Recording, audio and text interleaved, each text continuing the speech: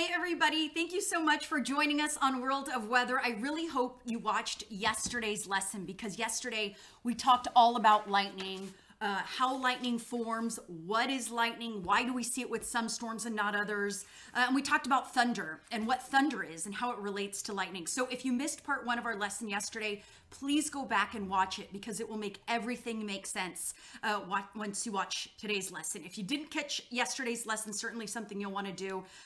Again, lightning, very, very dangerous, which is why we're talking about lightning safety today. We did have some lightning and thunder this morning. Certainly we are in our severe weather season.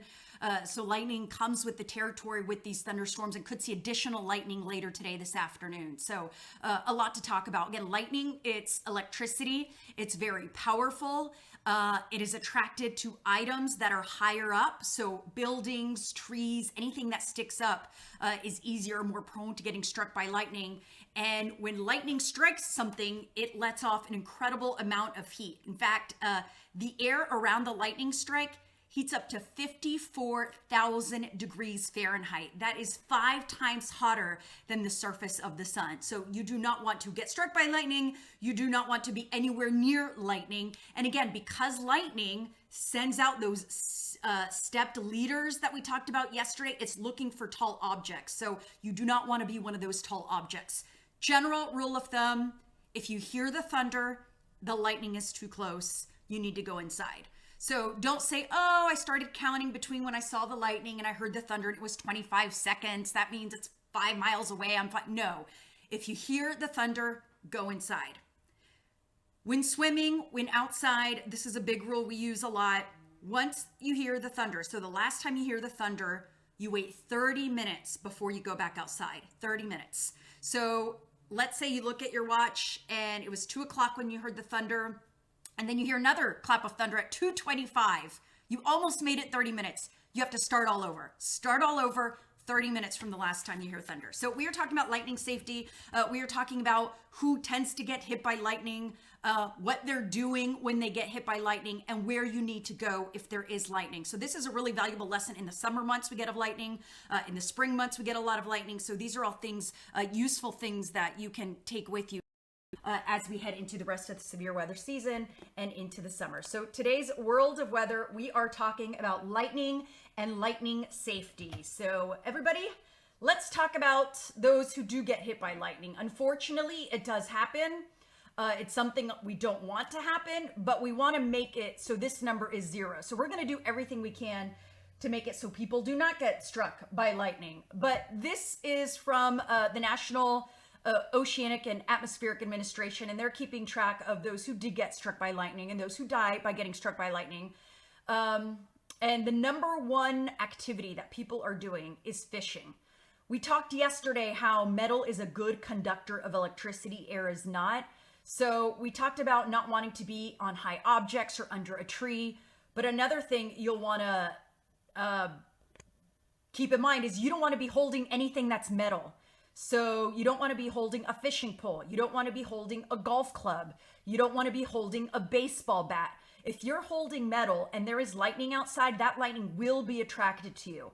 So you want to do everything possible to keep the lightning away. So do not hold anything metal. If you're at the beach, don't be underneath an umbrella that is made of metal, that the stick is made of metal. These are all things that are going to keep you safe, away from metal and away from tall objects. The number one activity that is cost lightning fatalities is fishing. 38 people from fishing. Again, you're out in the open waters. You're probably the tallest object in the lake because there's nothing tall inside the lake except the boats, and you're holding a metal fishing rod. Number 2 is the beach. Again, lots of people, hundreds of people on a beach. Lightning comes, you're under a metal umbrella. Not a good idea. Camping. Again, you're out in the middle of nowhere camping. You don't have a way to escape. Farming and ranching because you're on an open field. Boating, motorcycle, social gathering, walking to from home, construction, soccer, yard work, roofing, golf. So these are a lot of the activities people are doing when they get struck by lightning, unfortunately. And believe it or not, 80% are men. So out of 10 people that get struck, 8 are boys, 2 are girls. And it's not because boys are made differently or their blood is different or lightning likes them better. It's because boys tend to stay outside and they're doing sports and they don't go inside, whereas girls listen to the rules. And this is just a generalization, of course, but in general, studies have found that women get out of harm's way and go inside, and boys tend to think they may be okay and they'll wait for the storm to pass. Never wait for the storm to pass. You need to go inside if you hear that thunder or see that lightning. Now, let's say you're near your home. We talked about lightning being attracted to some of the tallest objects. So trees, lightning are very attracted to trees. You do not want to stand under a tree. If you have the option of standing under a tree or going inside a building, you want to go inside a building. It is much, much, much safer. Just make sure you stay away from the windows. The pool, one of the most dangerous places to be during lightning. We talked about that rule that you want to wait 30 minutes after you hear thunder before you can get back in the pool. So if you are in the pool, when you hear thunder, head inside. And yesterday we talked about knowing how far the lightning is. For every 5 seconds between when you see the lightning and hear the thunder, that equals 1 mile, give or take. So if you count 10 seconds between the time you see the lightning and hear the thunder, that means the lightning is 2 miles away. If you count 15 seconds, it's 3 miles away. But at the same time, I don't want you to have a false sense of security and think because it's 3 miles away, you are okay to be near the pool. That is not true. And there's more than one lightning. It can strike again. It doesn't mean that's the only one that's going to happen. It means lightning is happening. There is a thunderstorm nearby. You don't know when the next lightning strike will be. So if you are in the pool, please go inside. Wait 30 minutes after you hear the last lightning strike before you can go back in the pool. My kids are big swim team kids, so this is a rule we will really follow often. And I know it gets aggravating. I know it looks sunny and it feels like the storm is gone. You just never know, and it is not worth the risk. Cars. You are relatively safe in a car. We did say metal is a good conductor of electricity, so you don't want to be near metal. But the good news with cars is they have rubber tires. So the rubber tires are going to act as a shield between you and the pavement.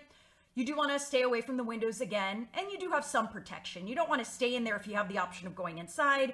But again, the rubber tires help diminish the danger from those lightning strikes. So during lightning, you want to be inside. You want to stop your outdoor activities, especially in the summer months. I know you're playing baseball and golf and fishing and playing outside, but you do need to go inside because lightning can be very dangerous. And we talked about the activities that cause lightning fatalities. Do you remember what the number one activity that has caused lightning fatalities? It's walking, fishing, camping, and golf. And the number one is fishing. Again, you're the tallest object, you're in the middle of the water, and you're holding a metal fishing pole. So all of those things make the danger high. We are super busy today. We're actually in storm mode. I'm about to head into the office. I wanted to finish this world of weather quickly, and I'm looking if there's any questions.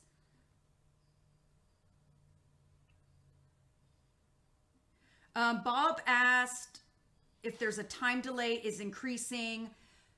Yes and no.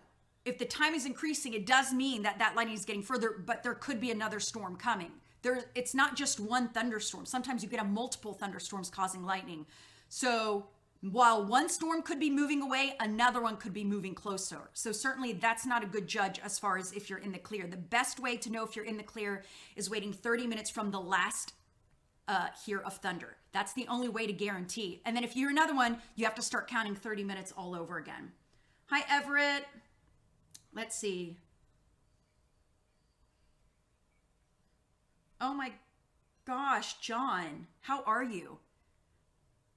John says he's been hit by lightning. And actually, when we were in school, in grad school, we talked a lot about lightning strike victims and how even though if they survive and they're fine, they tend to have problems their whole life, like ringing in their ears, vision problems, sensory problems, pins and needles, because your body is actually made up of an electrical system. That's how your brain sends signals to your body.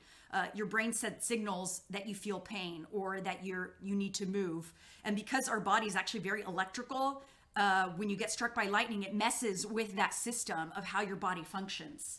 So I'm trying to see if John is going to respond here and see how he's doing.